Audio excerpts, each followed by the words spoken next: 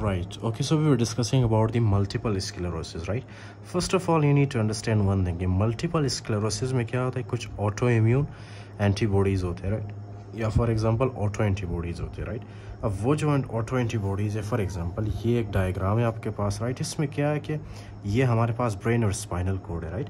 Brain और spinal cord में मैंने एग्जांपल के लिए फॉर इंस्टेंस मैंने एक न्यूरॉन ड्रा किया, राइट?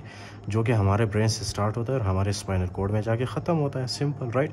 अब इस न्यूरॉन के ऊपर आपको ये ग्रीन कलर में नज़र आ रहा है, दिस ग्रीन कलर, ये जो आपको नज़र आ रहा है, this is called as the myelin sheath, okay? This is called as the myelin sheath, right?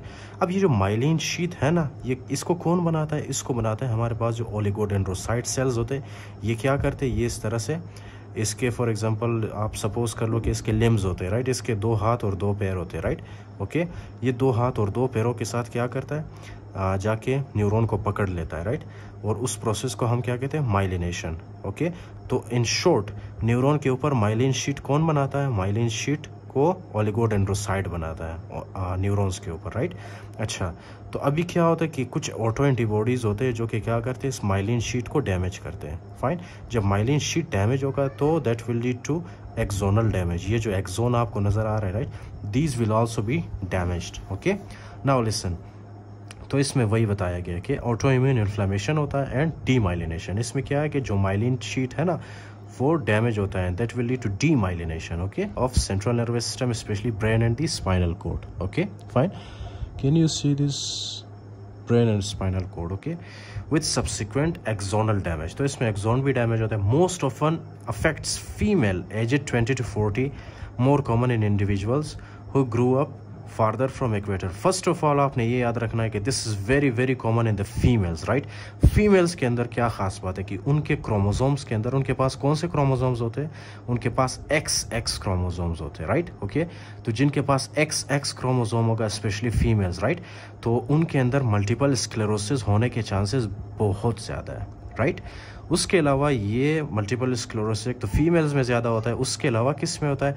उन लोगों में जो फार फ्रॉम द इक्वेटर रहते हैं, राइट?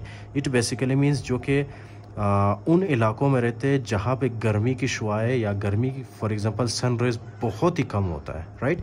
एग्जांपल के तौर पे बर्फ़ानी जो इलाके होते हैं, राइट? दुनिया के जो वो इलाके, वो कंट्रीज़ जहाँ पे बर्फ़ ज़्यादा होती है और गर्मी बहुत कम होती है, राइट? उन इलाकों को हम क्या कहते हैं? Far from the equator, right? Far from the equator. Example के तौर पे आपके पास कौन से कंट्रीज़ है? Let me tell you, for example Norway, right? अब मेरे कुछ दोस्त नॉर्वे में, राइट? नॉर्वे में बहुत ज़्यादा ठंड होती है, राइट? उसके अलावा जो है स्वीडन है हमारे पास, नॉर्वे हो गया, स्वीडन हो गया। उसके अलावा आपको पता है कनाडा के बारे में? कनाडा में भी बहुत ज़्यादा बर्फ़ होता है, राइट? बहुत ज़्यादा सर्दी होती है वहाँ पे, ओके? इंक्लूडिंग दैट रशिया तो बहुत ही ज़्यादा कॉमन है, राइट? अब क्या है कि एक रशियन स्टेट से ही मैंने अपना MBBS किया था, राइट? तो रशिया में वाकई में बहुत ठंड होता है। अब उसमें क्या था कि normally during the winters, right, -19, -26, -27 तक भी पहुंचता था, राइट? So Russia and few Russian states, वहाँ पे बहुत ज़्यादा सर्दी होती है, okay? Including that Iceland, right? Iceland है आपके पास, ओके? तो ये जितने भी कंट्रीज़ हैं ना, they are far from the equator. यहाँ पे गर्मी बहुत कम पड़ती है, ओके, राइट? अच्छा, तो उसके अलावा है with low serum vitamin D level, जिनके अंदर जो है सीरम विटामिन डी लेवल कम हो या विटामिन डी की डेफिशिएंसी हो, उनके अंदर भी मल्टीपल स्क्लेरोसिस होने के चांसेस ज़्यादा होते हैं, ओके?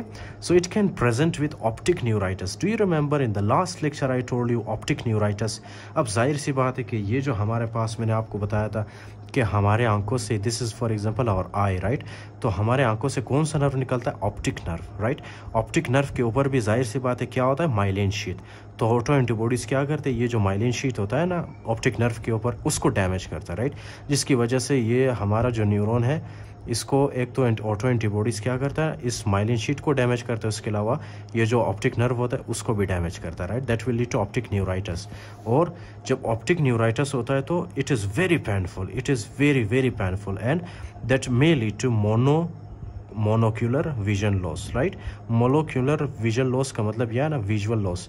इसका मतलब ये है कि जो भी आंखें फॉर एग्जांपल जहाँ पे भी, फॉर एग्जांपल अगर आपके राइट आई के माइलिन शीट को डैमेज करे ये, right, so that will lead to the right eye blindness, okay? Visual loss होता है उसमें। अगर लेफ्ट को करे तो लेफ्ट विजुअल लॉस होगा, राइट? अच्छा, तो उसके बाद associated with relative afferent pupillary defect, इसका मतलब ये है ना कि ये तो आपको समझ नहीं आएगा, यहाँ पे आपने ये टर्म याद रखना है। ओके, इससे बेहतर ये वाला है मार्कस गन प्यूपिल। इसका मतलब क्या है कि दुनिया में जितने भी फॉर एग्जांपल जानदार हैं ना, नॉर्मली जब आप उनकी आंखों के अंदर लाइट डालते हो, राइट, लाइट जब आप डालते हो तो उनके आंखों के अंदर क्या होता है, प्यूपिल्स होते हैं, राइट। प्यूपिल्स क्या करते हैं, प्यूपिल्स एकदम से वो कॉन्स्ट्रिक्ट होते हैं, वो एकदम से इस तरह से कॉन्स्ट्रिक्ट होते हैं, राइट।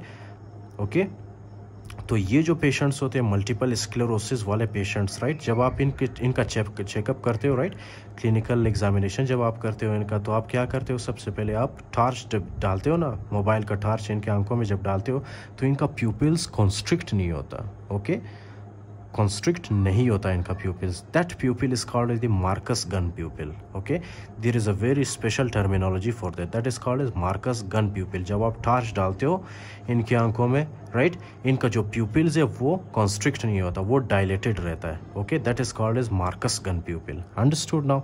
उसके अलावा है ब्रेन स्टेम और सेरेबेलर सिंड्रोम। अच्छा, ब्रेन स्टेम भी इसमें क्या होता है, डैमेज होता है, राइट। ब्रेन स्टेम जब डैमेज होगा उसको हम क्या कहेंगे, pseudo bulbar palsy, right, pseudo bulbar palsy. Brain stem में स्पेशली कौन कौन से क्रेनियल नर्व के न्यूक्लियर डैमेज होते हैं, 5, 7, 9, 10, 11 एंड 12, राइट। ओके, अब 5th क्रेनियल नर्व जो है हमारे पास, क्या नाम है इसका, इसका नाम है ट्राइजेमिनल नर्व, राइट। ओके, तो ट्राइजेमिनल नर्व जब डैमेज होता है so that will lead to the loss of chewing, right, क्योंकि 5th क्रेनियल नर्व जो है ना, ये क्या करता है, हमारे फेस के अंदर जो मसेटर मसल्स होते हैं ना उनको जाके इनर्वेट करता है, राइट, और हमें चबाने में हेल्प करता है। जब 5 क्रेनियल नर्व का न्यूक्लियर ब्रेन स्टेम में डैमेज होगा, राइट, ये यहाँ पे जब 5th क्रेनियल नर्व का न्यूक्लियस यहाँ पे डैमेज होगा, सो यहाँ से जितने भी फाइबर्स आएंगे हमारे चीक्स को जो सप्लाई करेंगे, राइट, वो फाइबर्स भी डैमेज होंगे, जिसकी वजह से हम च्यूइंग नहीं कर पाएंगे। Okay, right. उसके अलावा है 7th cranial nerve. 7th cranial nerve, ये आपको जाहिर सी बात है कि ये पता होगा कि 7th क्रेनियल नर्व क्या करता है, हमारे फेशियल नर्व्स को ये फेशियल एक्सप्रेशंस को ये कंट्रोल करता है, इसीलिए 7th क्रेनियल नर्व का नाम है फेशियल नर्व, राइट। क्योंकि वो फेस को जाके इनर्वेट करता है और हमारे फेशियल एक्सप्रेशंस को वो कंट्रोल करता है, that is why it is called as the facial nerve, right. तो फेशियल नर्व जब डैमेज होगा so that will lead to loss of facial expressions, simple. 9, 10, 11 जो है हमारे पास, ये क्या करते हैं, हमें साउंड प्रोडक्शन में हेल्प करते हैं, उसके अलावा हमें स्वालो करने में हेल्प करते हैं, राइट। अगर 9, 10, 11 क्रेनियल नर्व डैमेज होगा so that will lead to the dysphagia. Okay, dysphagia का मतलब है पेनफुल स्वालोइंग, राइट। उसके अलावा है डिस्फोनिया। डिस्फोनिया का मतलब है क्या नाम है, dysphonia, right. Okay, difficulty in production of the sound, right. उसके अलावा है 12th cranial nerve. 12th cranial nerve which is also called hypoglossal nerve. Obviously ये क्या करेगा, हमारे टंग को सप्लाई करेगा, राइट। ओके, तो एक तो आ गया हमारे पास ब्रेन स्टेम। उसके बाद है cerebellar syndromes, right. Cerebellar syndromes में for example diplopia, okay, diplopia है, एटेक्सिया है। जाहिर सी बात है कि आपको पता होगा कि ये जो हमारे पास सेरेबेलम है, राइट, इसके अंदर कुछ न्यूरॉन्स इस तरह से जाते हैं, ओके, कुछ न्यूरॉन्स इस तरह से इसके अंदर जाते हैं, राइट, और कुछ न्यूरॉन्स सेरेबेलम से बाहर निकलते हैं। ओके, तो ये जो न्यूरॉन्स होंगे सेरेबेलम के अंदर या बाहर, राइट, ये न्यूरॉन्स के ऊपर जो माइलिन शीट होंगे, राइट, वो माइलिन शीट भी डैमेज होगा, जिसकी वजह से ये जो सेरेबेलम के अंदर जो न्यूरॉन्स जा रहे हैं ये भी डिसेबल होंगे, राइट, जिसकी वजह से क्या होगा, सेरेबेलम सही से परफॉर्म नहीं कर पाएगा अपना action, right, that will lead to the ataxia. Okay, right, तो जब सेरेबेलम डैमेज होगा so that will lead to the ataxia. Okay, फिर होगा vertigo, scanning speech, right. Scanning speech क्या है, normally for example listen now, okay, I am giving you an example. Today I went to the hospital, I talked with the doctor, I told him all my clinical presentations, I told him I have a headache, okay, I have so many GIT problems. This was for example speech of a normal person, right? अब scanning speech क्या है, listen very carefully. स्कैनिंग स्पीच में ये होता है ना, today I went to the doctor, I had some problems, I told him. तो स्कैनिंग स्पीच क्या है कि इस तरह से आहिस्ता आहिस्ता से जो है ना, एक जर्क के साथ वो प्रोड्यूस होता है वो स्पीच, राइट। इसका स्कैनिंग स्पीच का आप एक बेस्ट एग्जांपल आप यूट्यूब में भी दे सकते हो, राइट, देख सकते हो वहाँ पे। Okay, I gave you actually the example कि इस तरह से ये लोग बात करते हैं, but still if you are not satisfied multiple sclerosis में स्कैनिंग स्पीच कैसे होता है वो आप यूट्यूब में सर्च करके देख सकते हो। ओके, उसके अलावा है डिसआर्थरिया। डिसआर्थरिया का मतलब ये है ना कि जो हाइपोग्लोसल नर्व जाके हमारे टंग को सप्लाई करता है वो हाइपोग्लोसल नर्व भी डैमेज होता है, जिसकी वजह से हम अपने टंग को सही तरह से आर्टिकुलेट नहीं कर पाते, सही तरह से अपने टंग को मूव नहीं कर पाते, जिसकी वजह से हम सही तरह से वर्ड्स अल्फाज नहीं बना पाते। Okay, that is called is the dysarthria, right. अच्छा, उसके बाद है इंटेंशन ट्रिमर। इंटेंशन ट्रिमर क्या है? Listen very carefully, right.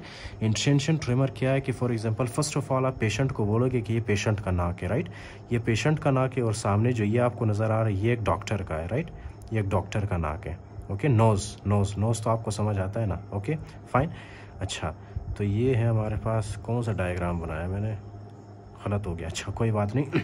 तो ये पेशेंट का नाक है, नोज़ है, right, this is the patient's nose. First of all आप क्या करोगे, ये जो उंगली है ना, राइट, इंडेक्स फिंगर, आप पेशेंट को बोलोगे कि अपने इंडेक्स फिंगर के साथ अपने नोज को टच करें, right. So this is very easy for the patient, right. अब पेशेंट क्या करेगा, अपने एक इंडेक्स फिंगर के साथ, राइट, वो अपने नोज को टच करेगा, फाइन। उसके बाद आप कहोगे पेशेंट को कि आप अभी आपने जो है उसी इंडेक्स फिंगर के साथ आपने क्या करना है, आपने मेरे नाक को टच करना है, मेरे नोज़ को आपने इसी इंडेक्स फिंगर के साथ आपने टच करना है अभी, राइट।